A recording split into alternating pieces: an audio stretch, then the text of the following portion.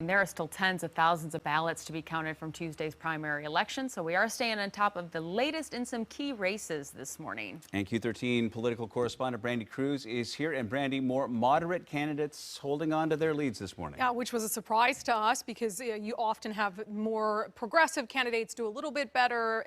As we've mentioned before, young people tend to vote a little later, like dropping off the ballots at the last minute, and so they tend to favor progressives. But moderates really across the board, cementing the leads that they have in the primary. By the way, we expect to have most, if not all, of the ballots counted by tomorrow. And so we should be able to say definitively who will be moving forward to the general elections in these races. But let's take a look at some of the races that we're referencing. In Seattle City Council, position 9, this is the more competitive seat. Sarah Nelson, small business owner, 43% of the vote.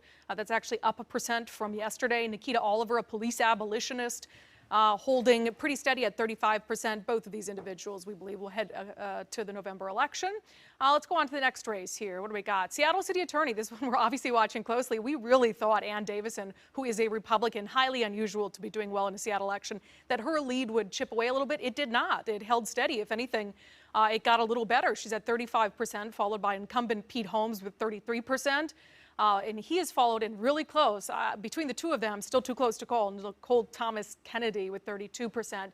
Also want to talk quickly about the race for King County Executive, which is one we've been following. Dow Constantine, the incumbent, 54% of the vote, followed by more progressive Joe Wynn with 30% of the vote. But I have an interesting new nugget in this race. I spoke to Dow Constantine for the first time since the primary. He really believes that he is on his way to a fourth term. He thinks the numbers show that he'll win in November. But given his previous interest in running for governor, something he probably would have done had Jay Inslee not sought a third term after his short-lived bid for president, I asked Dow Constantine, can you tell voters whether you're committed to serving all 4 years of a fourth term if you get it? Here's what he said.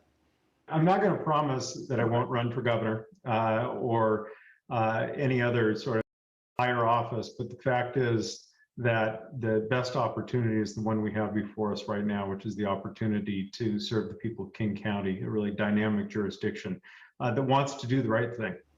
So very interesting, something that has implications for everyone watching, kind of an indication that he's probably going to run for governor in 2024, regardless of whether he gets another term for King County Executive, which technically he would serve until 2025 unless he were to leave early to run a campaign or if he were to win the race for governor. So an interesting little tidbit there for Dow Constantine, and something that voters should know. I mean, look, Right. Politicians have ambitions. This happens all the time. His are very well known. Yeah. And so voters just need to know that when they make a decision in November, whether they're okay with that or not. You're right about that. It's nice to just have it on the table, and I mean, don't try and dance around it. Well, and at least he was honest. He Right, could have exactly. lied The and honesty, said, yeah. and then surprised everybody 3 years from now, but Helpful. he was blunt. Brandi, thank you. Yeah.